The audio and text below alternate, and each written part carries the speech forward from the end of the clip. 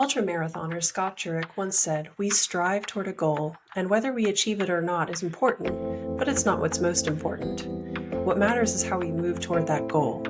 Endurance athletes are a special breed of human who understand the importance of process versus outcome, find joy through pain, and have a uniquely strong connection between mind and body. Today, I have the pleasure of discussing this topic with ultramarathoner and business leader Talha Siddiqui, where we will talk about how he applies ultramarathon training to his leadership style at work. In the corporate world where short-term gain often trumps long-term sustainable success, there is a lot leaders can learn from these athletes who are not only grounded and self-aware, but also trust the process rather than the outcome, embrace failure, and focus on growth over achievement. This is E3, Engage and Empower with Empathy. Hi, T. It's so nice to have you in this podcast today. We finally made it happen, and I know we have a lot of fun things to talk about, given your experience in the corporate world and also your experience as an endurance athlete. And I actually wanted to start our conversation with a really nice analogy that you shared with me recently. As an ultramarathoner, you compared change management and transformation in the corporate environment to your mentality during an endurance race. It's about the process and the journey, not about the finish line. Can you talk about this a little bit? Yeah, absolutely. When you're starting a change process or change management journey, and you're starting an ultra marathon, they're similar because you kind of know where you're going, but there is absolutely no way for you to know what's coming across that journey. So you have to really break it down into what you can control and what you can work on. And that's kind of the similarities between it, right? Because in a way, the process kind of becomes the outcome, because for any change management program and or ultra running success, you need to be able to stay in that moment, and you need to understand where you are and what you can do. There might be scenarios where it looks very tough in that moment, but then you have to be like, okay, this is this piece of that process that is kind of muddled together, and we can untangle it. So getting too much stuck on the end goal, I think, is where we end up not finishing races. So you got to stay where you are, and do what you need to do in that moment. Yeah, so tell me a little bit more about that. So your experience running a really long race. So for example, what is the average distance of a race that you would run? So the longest race I've done has been 100 kilometers. So we're talking about 100K. Okay. And how much is that in miles? 80 miles, something, I think. Just over, I guess. And in that distance, and that's kind of the parallel with corporate environments and also the jobs that we all have, is that, because when you start that 100 kilometers, you know that you are coming in with a certain base level of skill set that you have. But then once you start that journey, so many things are outside of your control. You go into a customer meeting, you know that you are prepared, but you don't know the customer on the other end is coming in with what is the kind of day that they're having in that moment, right? And that can actually impact the outcome of your meeting. So you go into an uncontrollable environment, but the only thing you can control is actually how you are behaving, acting, interacting, performing, moving in that particular moment, right? And that's where I think, from a distance perspective, when I start the race, I don't look at the 100 kilometers, right? Like I say, okay, let me make sure I get to the first hour, and then we will do a checkpoint, right? And in that first hour, I may only do 6 kilometers because we are going up the mountain. The first point could be going up a hill. So you say, okay, all I need to think about right now is going up that hill. And once we're at the top of the hill, then you move on from there, right? And that's just how you build on top of those tiny micro events and micro processes in that journey. And I'm sure when you're running such long distances, you encounter setbacks throughout that race that you hadn't anticipated. So to your point about things happening beyond your control, how do you kind of mentally get yourself through those setbacks? Like, can you give an example of a setback you had in one of your recent races? Yeah. So last month I did a race in Italy, and it wasn't really a setback. I mean, it's one of those moments where you have to look at that situation at hand and understand it from multiple dimensions. If something is hurting in my body, is it an injury that is actually causing that setback, or it is that I'm hungry and therefore it's coming out somewhere, or I was unable to make that cutoff and therefore I'm out of the race, which happens very often. But then you have to look at it and say, okay, is this a failure or a setback? Because I think they can be two different things. If you are driven from an outcome perspective and you don't make that cutoff, yes, you have failed. But if you actually look at it from a process perspective, what led to the point that you actually did not make the cutoff, right? What were the things that you could control? And that is how you deal with the setback, specifically from a training perspective. So if I go back to my experience, I was coming down a hill, and I knew going down the hill that I'm feeling super great. And I went down the hill, and I did not in that moment process that this moment will not stay. That at one point in time, I am going to go on the other side and feel very bad on the other end of the point. So when I was going up the second hill, I was completely gone. And for me, the setback in that moment was, oh, I should have actually refueled when I reached the aid station properly, right? So when I got to the next aid station, I had figured out why what happened, right? And not get stuck into the fact that, okay, now I feel so bad that I can't go up on top this hill. So it's really understanding what is causing the setback, and really looking at it from all dimensions, and then saying, okay, this little piece I could not control. One of the pieces going uphill on that little journey was, it was a path and a terrain that I had never encountered, right? If I'm on an edge where I'm about to die, I would rather be alive, right? And that's something I don't control. And if that's the reason I don't make the cutoff, that's okay, because the goal is to continue living. Exactly. No, I love that kind of really kind of resetting and understanding what was the process to get to that point. Your example of a setback actually reminded me of another endurance athlete, Urs Koenig. Oh, yeah. He wrote a book called Radical Humility. He actually talks about in his book training for the race across America.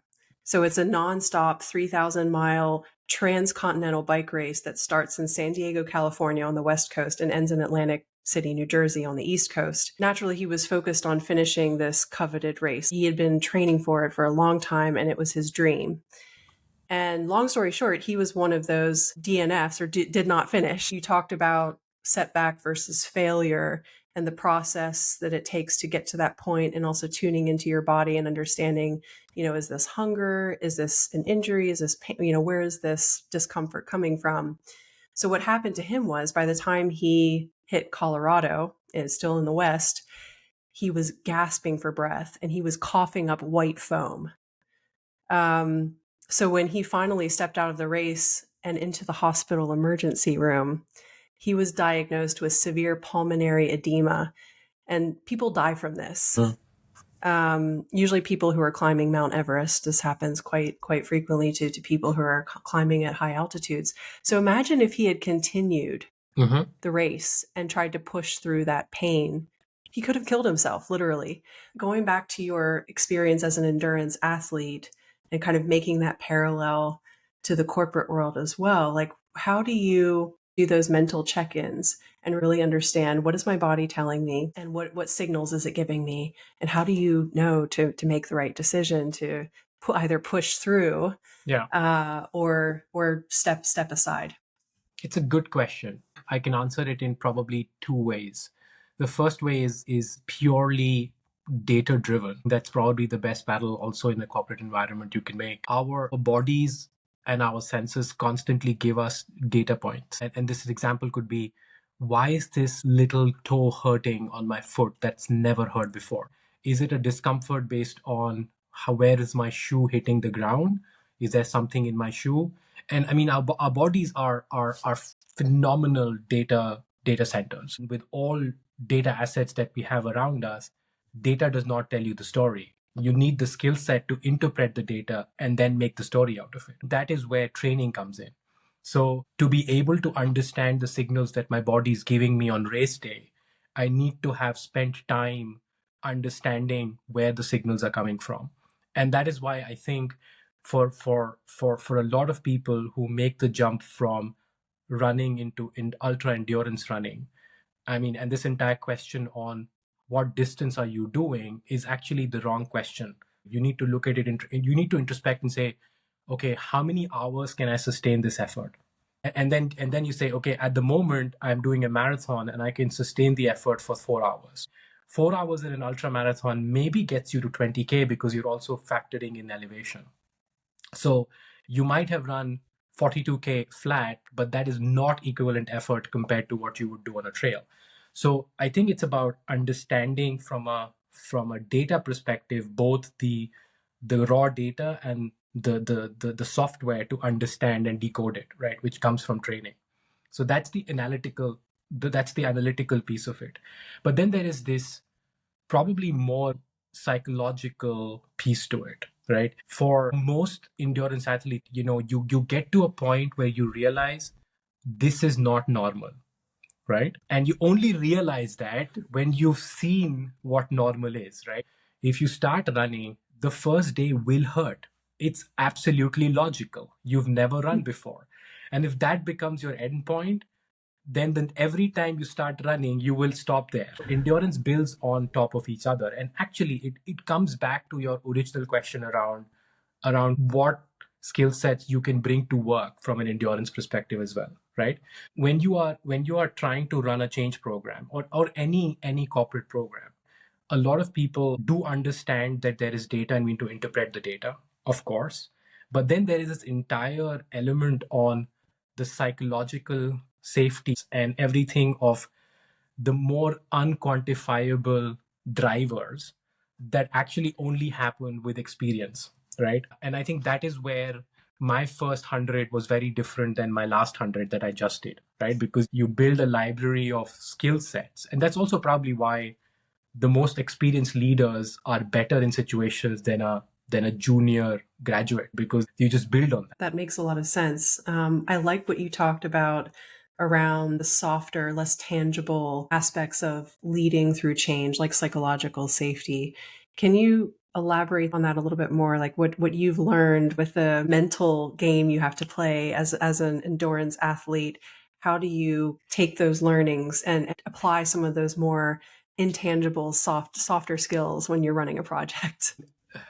I think the ultra endurance athlete in me is now going, actually it's not soft, it's a very hard skill to be mentally tough. But anyway, you can look at running, you can look at cycling, you can look at meditation, you know all of these amazing monks in Japan and the rest of the world. Anything that requires effort in solitude, and from an endurance perspective, cannot happen if you don't have the mental capacity to be tough. I know that mental toughness sometimes is interpreted depending on where you sit on the entire spectrum of conversation, right? And people get like, this entire element, like, you can't cry, you are tough. Actually, you cry a lot because you are tough. There's a whole culture around mental toughness, which I think needs to be reworked at some point. Bringing it to ultra endurance, you need to be able to understand the difference between pain and injury. If you haven't gone through the journey of actually understanding from a mental perspective that what I'm feeling right now is actually not injury, is just pain. And pain will happen, right? You have to accept pain. Because at one point in time, when you are at kilometer 70, kilometer 80, my last race was 24 hours. By the time I hit 60, I would have been running for 13, 14 hours. um, and that meant that it came in the middle of the night, and you are on top of a ridge where you're actually in a slightly dangerous high alpine terrain.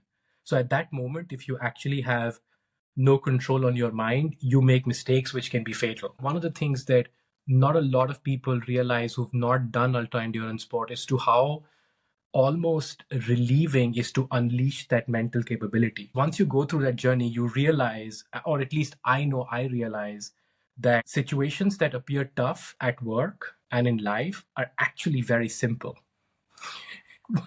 because when you are actually, and I'll tell you this, like in the last race that I was at kilometer 76 or something, at at 3 a.m. in the night, I was trying to cross one of the toughest sections at 2,800 meters, right? It was a very narrow mountain pass. And I was probably the last few people to go through because, again, that's the other beautiful thing about ultra running, that how much time it takes to finish you doesn't matter. Everybody goes through the same journey. But in that moment, I was extremely aware that the only way I'm going to finish this race if I actually tap into the untapped potential of my mental abilities. And the minute I unlocked it, it's almost like a switch going on in my head, like, okay, I can do this. That is the piece which, if you go around in your podcast series and you do other endurance athletes, I think this is a common theme that you will see amongst all of those guys. Your base fitness and your physical fitness, yes, it gets you to the start line, but actually it's your mental fitness that lets you finish the point.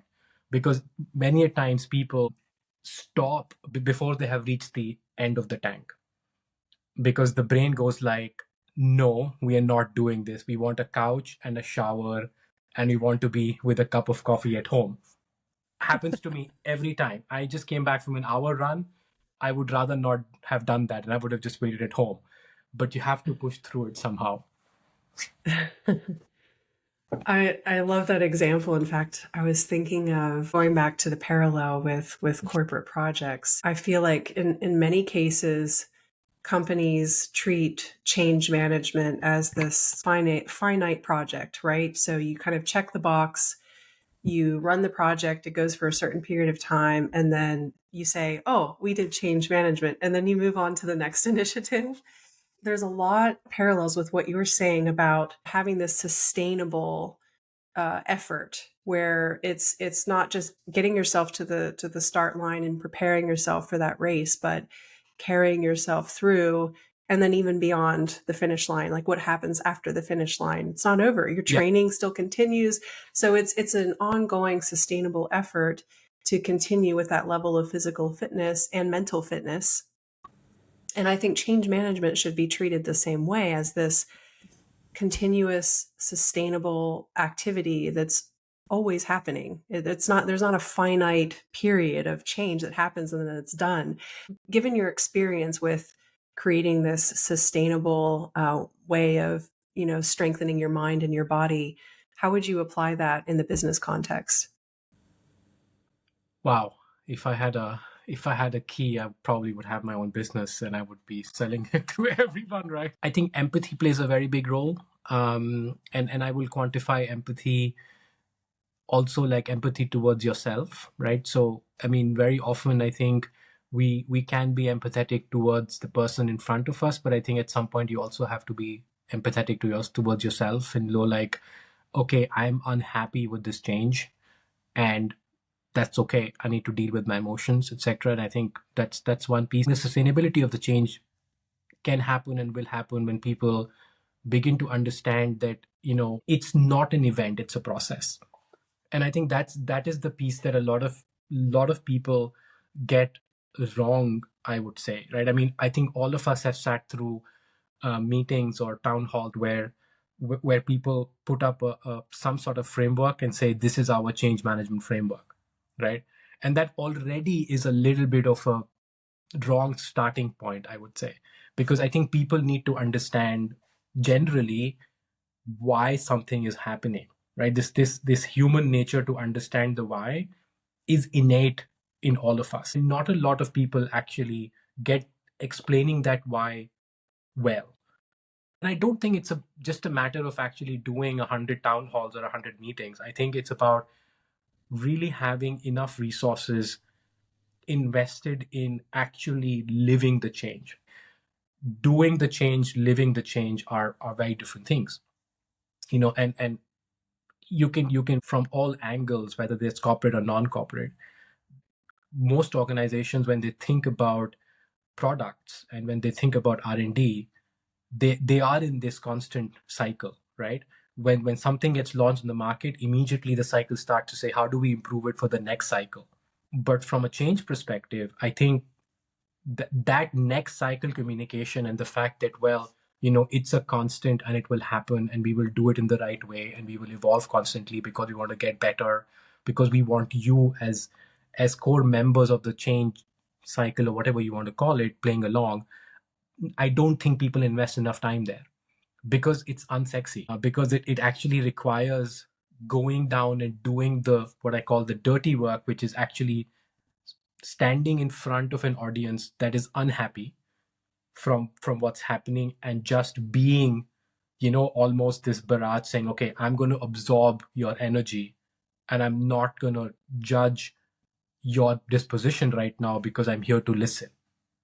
And I think that is the piece that doesn't happen at scale. I'm not saying it does not happen. I think it happens, but in huge organizations, it's a very difficult piece to get right, actually. And that is probably why also there is so much disengagement that happens with big change effort. If I come back to my training, I know that for next year already now, I need to change certain things because I'm looking at myself in the mirror saying, okay, you did it, but you did it on your brain. The last X kilometers were purely on your brain, which means that the next day, you were much better than you were last year, but not where you need to be. So it's this introspection as well. That's fascinating. I'm actually reading a book right now by Ross Rayburn, and it's called Turning Inward. And he was a Peloton yoga instructor. For those of the listeners out there who use Peloton, I'm not sure what he's doing right now. Probably doing something super cool, doing his own venture. He spent decades in meditation and yoga. His argument is that those moments of solitude, which you experience when you train and when you run these races, I mean, it's an extended period of time of just you and your own mind. So in a way, it's a type of meditation. He actually uses introvert and extrovert as verbs. So not as the noun, like I'm an introvert, I like to stay at home and read books and I don't want to go socialize, but introvert as in be introspective. So turn inward and reflect and use that time to really sit in discomfort. So your example of listening, sitting and listening to people who may not be happy with the change that you want to implement, but just sitting there in that discomfort. And then kind of balancing that with the extroverting that we do all the time in our daily lives, which could be, going out with friends or taking your kids to the park or going to work or whatever. We spend our lives mostly extroverting in the sense of the verb. So tell me a little bit about how introverting for you as an endurance runner and being in that solitude for long periods of time, how that's kind of helped you sit in discomfort and lean into situations that may not be ideal and help you kind of get through those situations. Sitting in discomfort and introspection, all of those things tie into this beautiful word of humility.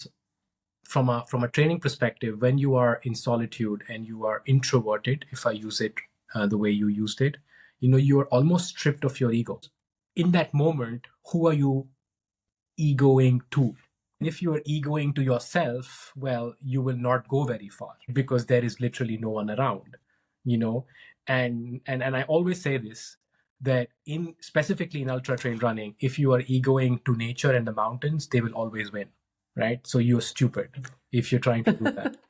So from that perspective, I think where sitting in discomfort helps, it allows you to do that analysis of where the discomfort is coming from because you have experienced it, right? And if you actually take that and you bring it into a conversation that may happen at work, it is starting from this point that, look, I am going into this conversation stripped of my ego. So it doesn't matter. I might be the CEO, I might be a senior leader, but I'm talking to somebody who at this present moment is in discomfort, and I'm there to listen and really listen. And this difference between hearing and listening, right? To be in that moment and say, look, I'm just here to understand where you are, what you are feeling, and sitting in that person's position. That is one of the beautiful things of ultra running or ultra endurance, actually, but I will stick to ultra running, is that it allows me to sit into that discomfort that everybody faces when they go through that journey. The person that wins an ultra marathon finishes 100 kilometers in maybe 19 hours, right? 18 to 19 hours. That's the first men finishing.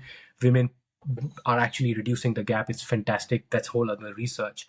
But maybe a few hours later that.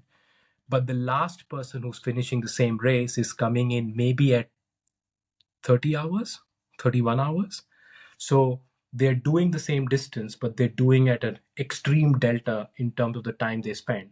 But their experience and discomfort is the same. That entire process has allowed me also to understand that everybody experiences the same discomfort, but some people might be better equipped at either hiding it or they are in a position where they can't show it, right? So even if I flip the argument and say that I am the person who is the leader and I am going into an environment, then I am playing the role of I'm here to listen and learn. But you could also flip it around and say, if I'm listening to a leader coming in and I'm the person complaining to the leader, I also understand their discomfort at this moment.